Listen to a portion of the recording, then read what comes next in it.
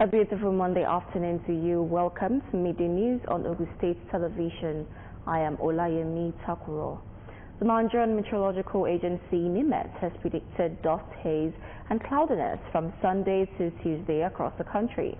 NIMET's weather outlook released on Sunday in Abuja envisaged moderate dust haze on Monday over the northern region throughout the forecast period. NIMET predicted thick dust haze over the central region throughout the forecast period, with moderate dust haze over the inland cities of the southern region. It predicted sunny skies with patches of clouds over the coastal region, with chances of isolated thunderstorms, accompanied by light rains over parts of Lagos, Bayelsa and Rivers States later in the day. The agency predicted moderate dust haze on Tuesday over the northern region throughout the forecast period.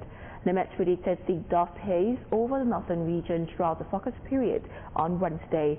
It forecast moderate dust haze over the central region throughout the forecast period. According to it, dust haze is anticipated over the inland cities of the southern region, where sunny skies with patches of clouds are expected over the coastal cities throughout the forecast period. Immediate past Attorney General of the Federation and Minister of Justice, Malam Abubakar Malami San, is facing a fresh investigation over the arms and ammunition found in his house. It was learned that the arms were uncovered at his KB country home by the operatives of the Economic and Financial Crimes Commission, EFCC, during a search. The anti-graft agency, it was further learned, handed them over to the Department of State Service for a comprehensive probe because it is not within its remit to do so. The number of arms and ammunition could not be immediately ascertained, but it was guarded they are in high number to attract a full DSS investigation. Malami, who was granted bail last week along with his sons Abdulaziz Abiru Rahman and others, is still in the Kuje Correctional Center, having been unable to perfect his bail conditions. But sources says he might be taking things slowly to stall the DSS investigation into the weapons found in his house. Another source within the EFCC said Malami had yet to meet his bail conditions. The federal government has inaugurated a 40 billion naira closed-circuit television CCTV control center for the 3rd mainland bridge in Lagos. Speaking at the inauguration, Minister of Works David Umahi said the project followed extensive rehabilitation works carried out on the bridge after the current administration took office in 2023. Umahi said the CCTV system, first announced in 2025, was designed to curb dangerous driving, prevent suicide attempts, and strengthen security. He added that security personnel would monitor live footage from the control center and enforce speed limits on the bridge. According to him, the total rehabilitation of the bridge, including the replacement of expansion joints, was approved by President Bola Tinubu. He noted that the completed work had improved driving conditions and extended the bridge's lifespan. The minister noted that the contract also included a surveillance boat and 2 Hilux vans, which will be handed over to the police to support monitoring and rapid response. Ensuring lasting solutions to issues threatening Nigeria's unity and peaceful coexistence remains the surest way to honor the supreme sacrifice of the nation's fallen heroes. Ogun State Governor Prince Dapo Abiodun makes this known at the 2025 Armed Forces Remembrance Day Church service held at St. Peter's Cathedral, Abeokuta. Matthew Showmi has the report.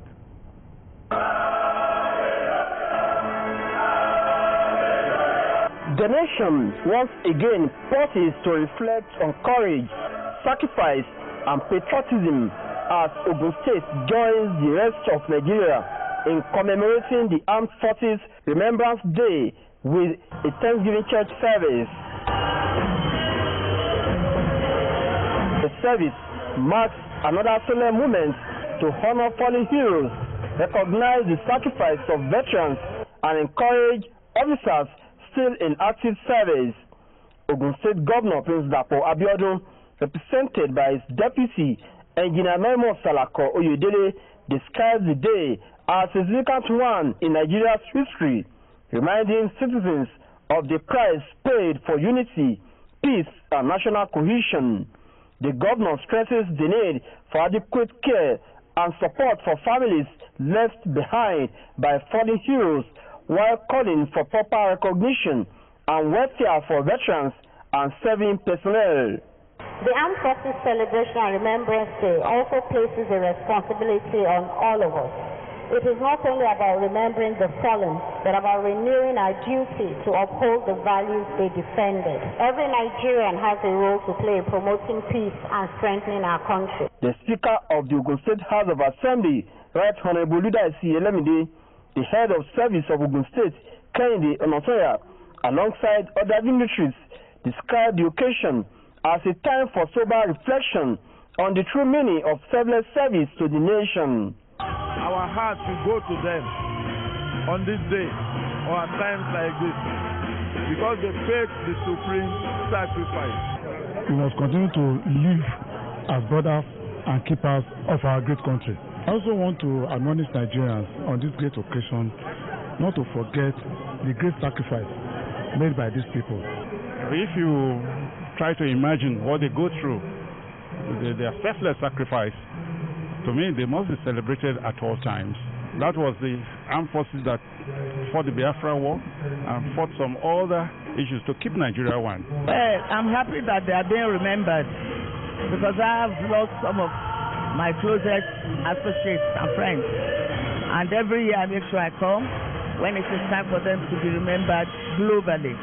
Traditional rulers present emphasize the need for continued prayers, unity, and collective responsibility in sustaining peace and development in Ogun State and Nigeria at large. As long as we are ready to defend our country, we will never be slaves to anybody.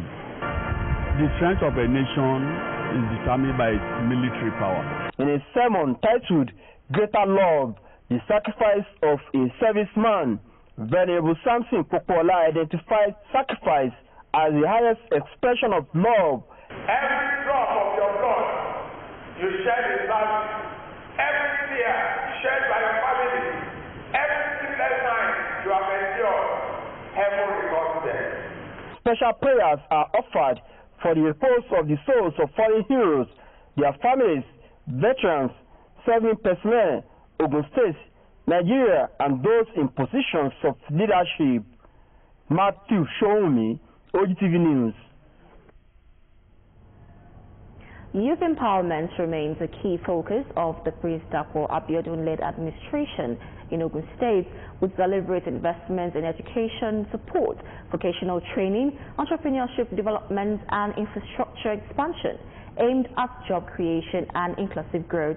This commitment is reaffirmed as an empowerment program organized by the All Progressives Congress Youth Wing in Ijebu North local government area. The Secretary to the Ogun State government, Mr. Tokunbo Talabi, made this known at the event held at the local government secretariat in Ijebu. Youth from the 11th ward of Ijebu North local government area conversed on the council secretariat hall for the empowerment program organized by the APC Youth Wing in the area. In a welcome address, the Ijebu North APC Youth leader, Ms. Ramota Rabiu, charges young people across Ogun State to continue supporting the Prince Dapo Abiodun-led administration in advancing development in the state.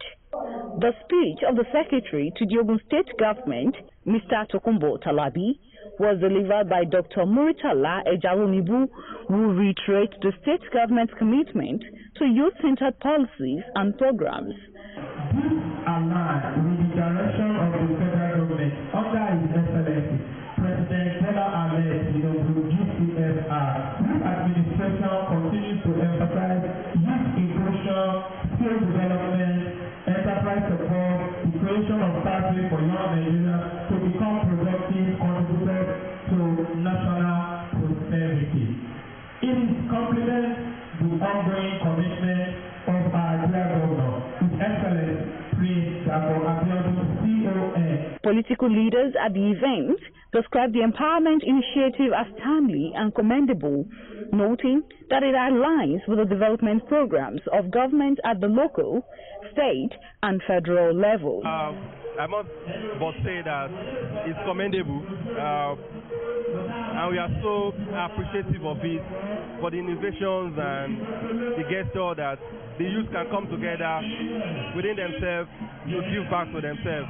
And the support is overwhelming from all the leaders and stakeholders by supporting them that the youth are the bane of our future. The majority, when it comes of the voters, they are the majority. And without taking care of them, there may be a sort of problem within the society.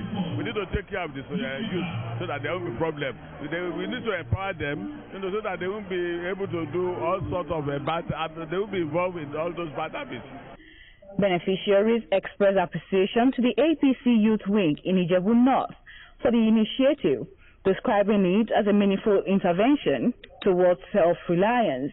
My appreciation goes to our amiable governor, His Excellency, Prince Abeokuta. We appreciate him. We know he's man of everybody. Continue to bless them and continue to strengthen them in Ijebu North and Ogun State, Surat Federal. God will continue blessing them. As far as they are empowered the youth, more and more into their elbow in Jesus' name.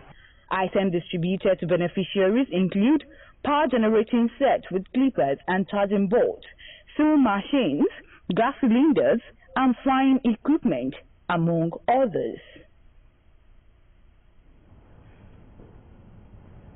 The federal government has commenced strategic review of tariff policies to encourage local production, protect domestic industries, and ease the cost of doing business. This followed a high-level meeting with the Tariff Review Board and the Minister of State for Finance, Dr. Doris Uzoka-Anite, where existing tariff regimes were weighed against the backdrop of rising production costs and foreign exchange pressures. Discussions focused on supporting the federal government's industrialization agenda, addressing challenges faced by local manufacturers and ensuring a balanced approach that facilitates essential imports while strengthening Nigeria's local value chains. Uzoka-Anite said the move is part of the government's strategy to boost industrial growth and enhance economic competitiveness, and emphasized the government's commitment to data-driven policy making and reforms aimed at building a more resilient, competitive and inclusive Nigerian economy. The minister stated that the review is aimed at repositioning tariffs as tools for economic development rather than a constraint on productivity, adding that the focus is on encouraging local production, protecting homegrown industries, and easing the cost of doing business across key manufacturing value chains. According to a statement issued after the meeting, the government is seeking a more responsive tariff structure that reflects the federal government's broader industrialization agenda, while ensuring market stability in an increasingly volatile global trade environment. Key issues discussed included the identification of tariff-related bottlenecks affecting manufacturers, particularly in sectors dependent on imported raw materials and intermediate goods. And on the foreign scene, U.S. President Donald Trump said that Iran's leadership had called him seeking to negotiate after he repeatedly threatened to intervene militarily if Tehran killed protesters. For 2 weeks, Iran has been rocked by protest movements that has swelled in spite of a crackdown rights group warned has become a massacre. Initially sparked by anger over the rising cost of living, demonstrations have evolved into a serious challenge of the theocratic system in place since the 1979 revolution. Information has continued to trickle out of Iran despite a days-long internet shutdown, with videos featuring out of capital Tehran and other cities over the past 3 nights showing large demonstrations. As reports emerge of a growing protest that toll and images show bodies piled outside a mosque, Trump said Tehran indicated its willingness to talk. The U.S.-based Center for Human Rights in Iran said it had received eyewitness accounts and credible reports indicating that hundreds of protesters have been killed across Iran during the current internet shutdown. The Norway-based NGO Iran Human Rights said it confirmed the killing of at least 192 protesters, but that the actual toll could be much higher. And in the world of sports, as the Super Eagles of Nigeria booked a semi-finals ticket at the 2025 Africa Cup of Nations in Morocco, fans from Nigeria and other parts of the continent believe the team can go all the way to the final. In a chat with a man covering the event, Abeokuta, the fans praised the Super Eagles for their victory over Algeria in the quarterfinals and expressed confidence the team would beat host Morocco in their last 4 games in Rabat on Wednesday. Wow, it was a very lovely game. As you can see, it seems like I've lost my voice already. It is the best football game I've seen from the Super Eagles. They were aggressive from the beginning. It was a lovely game. You know, the Algerians were scared of us, and we showed them why we are super and we are great. Come Morocco, we crash them out. Morocco is going to be very difficult, to be honest. We understand that we can be playing at least 11 players on pitch, the right way, and 80,000 fans. But we are Super Eagles. We're great, and we're going to crash it out. It was absolutely success. These boys, they turn up. I don't even know what, they must have heard something. Whatever they ate before the match, if you continue eating it, Oseme, Lukman, Basi, everybody, Iwobi, except Umambali,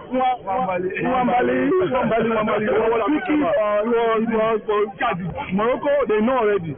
All we need to do is score 3 goals, but I think we'll give them 2 goals. Yeah. So we don't need to score 3 goals and we are fine. Are you so confident the Eagles will pick this trophy? I think they are the best team. They are the best team, even not the best team, they are the best team in the tournament. Ecstatic. I mean, from beginning to the end, we didn't give them the room to play the ball they could play. And it was in the first 20 minutes, you know, with the way we played and we were to win this game, I was very confident that we were going to win. It was just a matter of time for us to get the first goal. At the moment we finished the first goal, the rest was just cruising. Well, I watched them against Cameroon and I was quite disappointed in the referee performance. I thought there was a lot of advantage granted to Morocco. So I actually had that fear at the back of my mind, but I mean, who knows? We have one of the best teams in Nigeria. And just before we leave, in the words of Abraham Lincoln, he says, "You cannot escape the responsibility of tomorrow by evading it today." And that ends the midday news. Many thanks for watching. Bye for now. It was a very lovely game.